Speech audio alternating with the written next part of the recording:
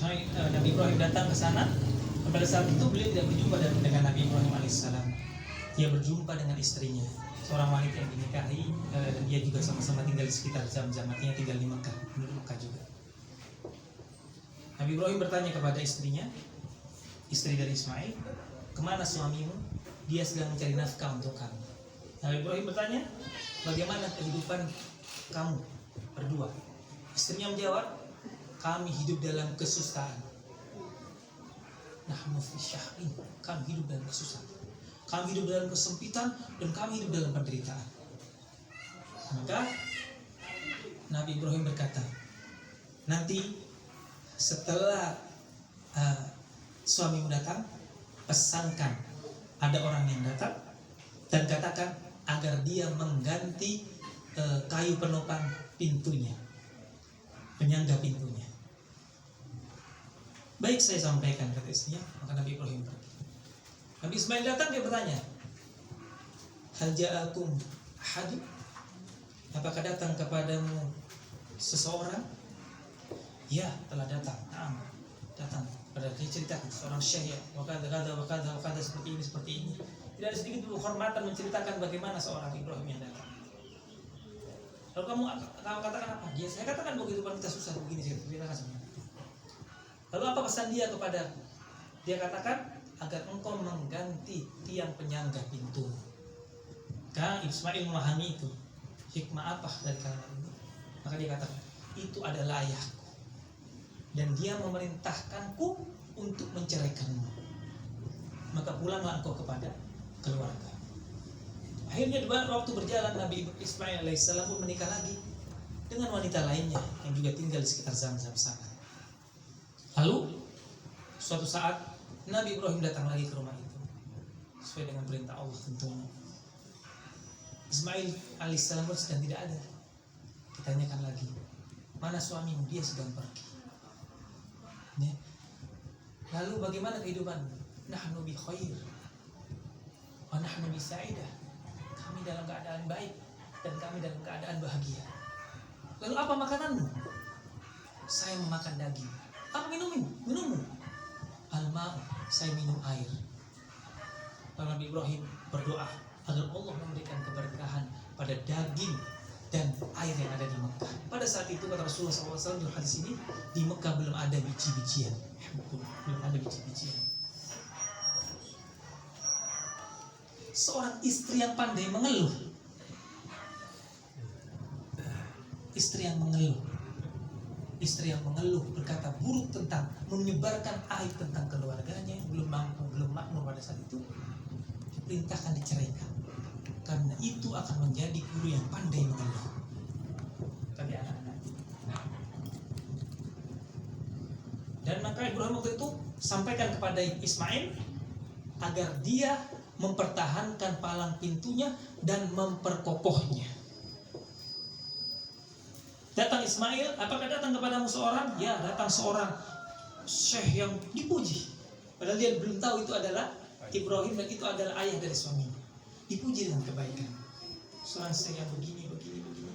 Dan dia berpesan kepadaku, ya, dia berpesan kepadamu bahwa perkuat tiang pintu rumahmu dan perkokohlah.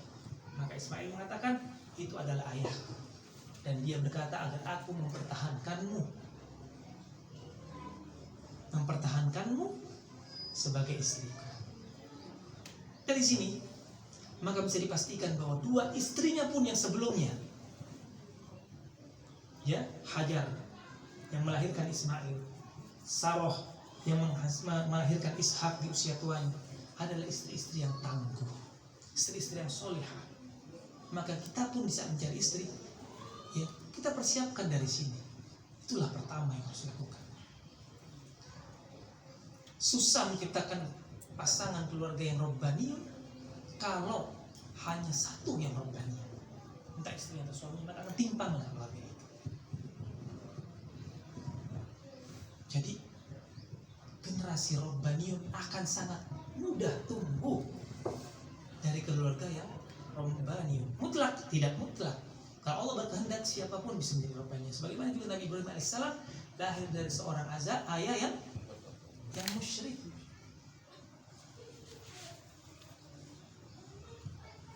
tapi jauhlah lebih mudah kalau kita siapkan dari pondasi.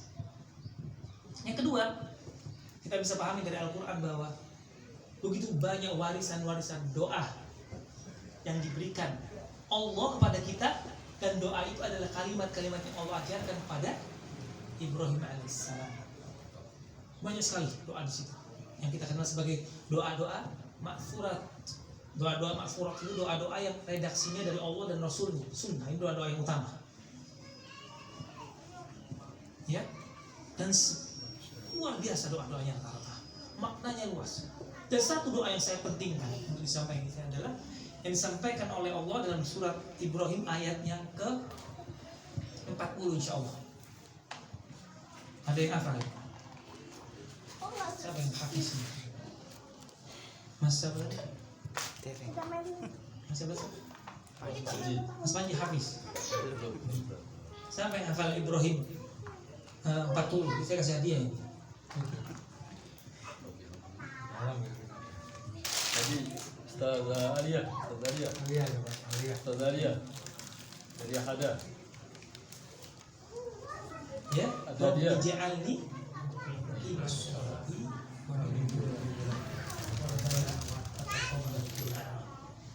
Nabi Ibrahim sholat.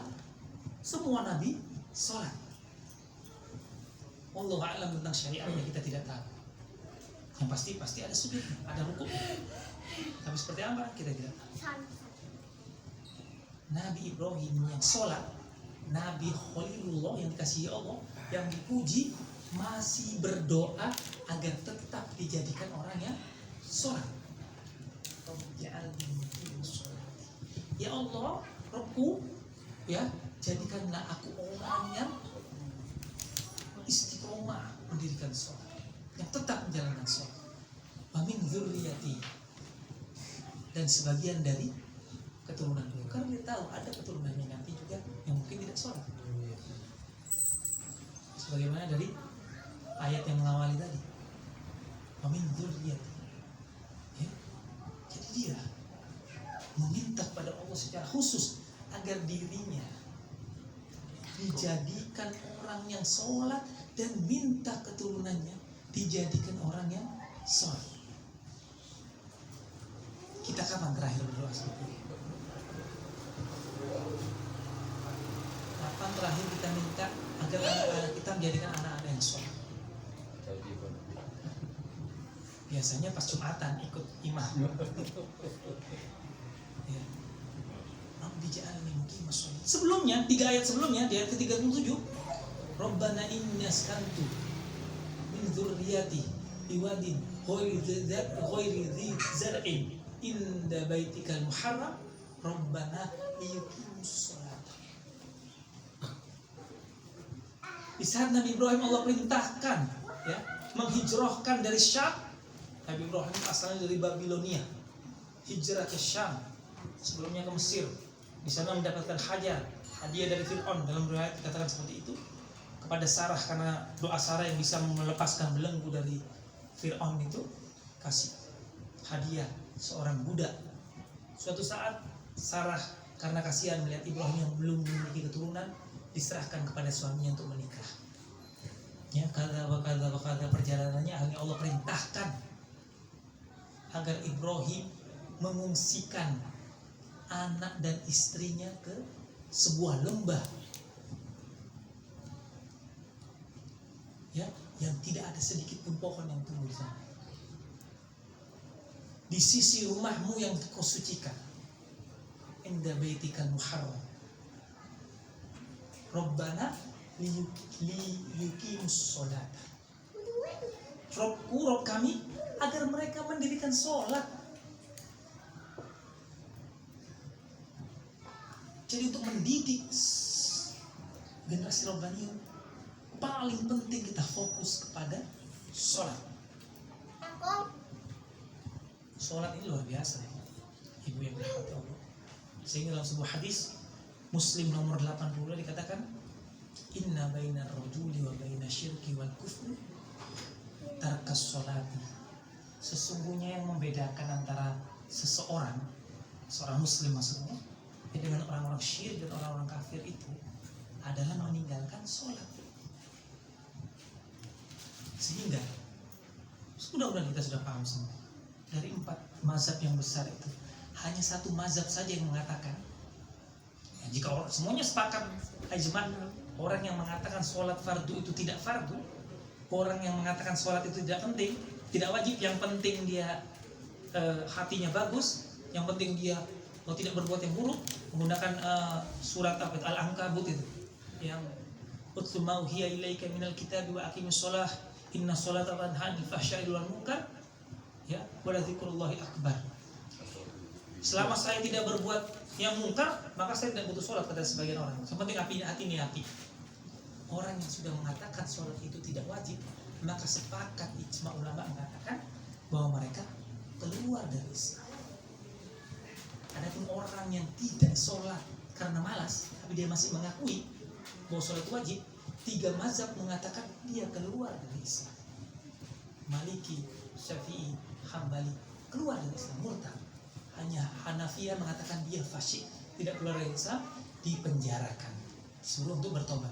Yang 3 apa? Berlaku hukum murtad kepadanya, dipenjara 3 hari, lalu dihukum mati. Sehingga ulama mengatakan dosa orang yang meninggalkan sholat itu lebih besar dari dosa apapun yang ada di dunia ini kecuali syirik dan kafir. Kita terkadang punya tetangga dia pezina misalnya, na'udzubillah, punya tetangga germo, hinanya di mata kita, padahal mungkin dia masih sholat. Tapi kita gampang melihat anak-anak kita yang gak sholat, kita gampang melihat tetangga kita yang gak sholat.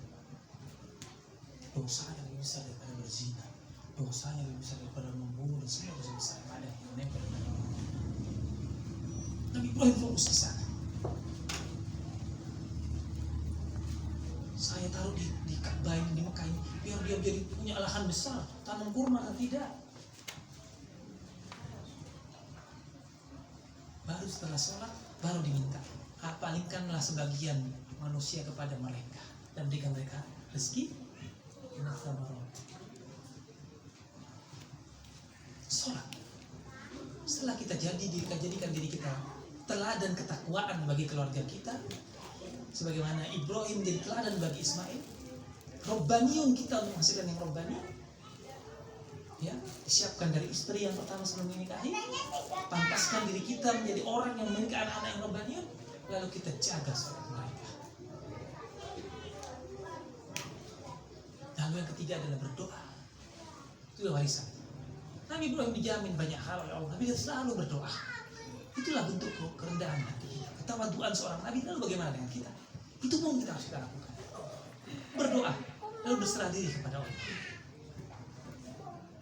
Karena kita hanya berperan pada prosesnya, bukan pada hasilnya. Seapapun usaha kita lakukan, seideal-idealnya secara ilmiah dan sebagainya, kalau Allah katakan tidak, tidaklah. Jangan pernah lepas ketergantungan kita kepada Allah.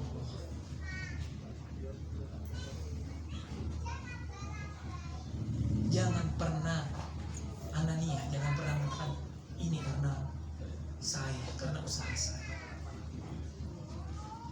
Semua adalah karena Allah. Kita bergerak karena Allah. Satu saraf saja diambil, kita bisa tidak bergerak. Kepandaian ini bukan karena belajar. Kita belajar itu adalah amal. Pandai nggak pandai, kita dapat pahala.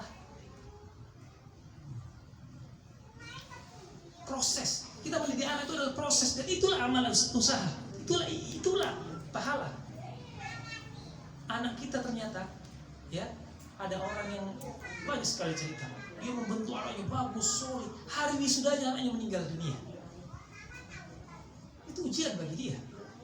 Dia ikhlas tidak dengan takdir Allah pada hari itu. Kalau dia tidak ikhlas, maka seluruh amal dia terbakar.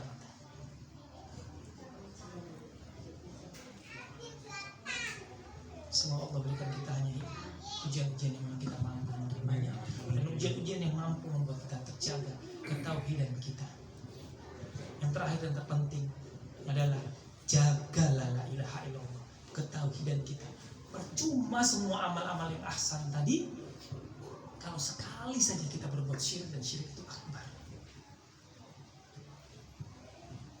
Ya. walaqad uhiya ilaika wa ilal ladzina min qablina la in asyrakta la yahbatunna 'amaluka wa la takunanna minal khasyirin. Dan sungguh kata Allah, Muhammad telah kuwahyukan kepadamu dan kepada nabi-nabi sebelummu. Ya, barang siapa yang syirik kepadaku, ya, maka terhapuslah seluruh amal-amalnya. Dan dia akan menjadi orang-orang yang merugi. Jangan main-main sama syirik. Oh, ini belum tentu syirik, ini masih diperdebatkan. Jangan main-main. Seandainya kita syirik pada hari itu dan benar-benar syirik di mata Allah, karena syirik tidak syirik bukan di mata manusia. Kita hanya mengukur parameternya Al-Quran dan Sunnah, itu juga belum tentu benar kita memahaminya. Tapi kalau Allah hukumkan kita hari ini syirik, dan syirik itu yang mengeluarkan kita dari Islam, walaupun kita sempat bertobat, asyhadu an la ilaha illallah wa asyhadu anna Muhammadan abduhu wa rasuluh. Misalnya kita syirik umur 60, sholat kita dari balik sampai umur 60 hapus semuanya, reset lagi, puasa kita, amal kita, kurban kita, sedekah kita habis. Jangan main-main, jaga itu. Ya, barang siapa yang masuk ke dalam kuburnya dengan dia mengucapkan la ilaha illallah dan meyakininya dalam hatinya, dakhala jannah. Allah jamin tidak ada dosa satupun yang bisa mengimbangi beratnya la ilaha illallah di yaumil mizan. Jaga itu. Percuma kita paham apa saja, percuma kita punya amal yang sebanyak-banyaknya kalau kita dalam ketauhidan kita kalah. Subhanallahumma rabbana wa bihamdika asyhadu an la ilaha illa anta astaghfiruka wa atubu ilaik. Wassalamualaikum warahmatullahi wabarakatuh. Waalaikumsalam warahmatullahi wabarakatuh.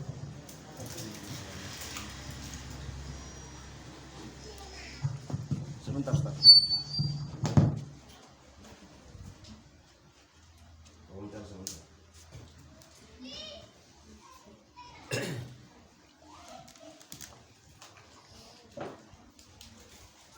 Ustaz, bisa dijelaskan inti dari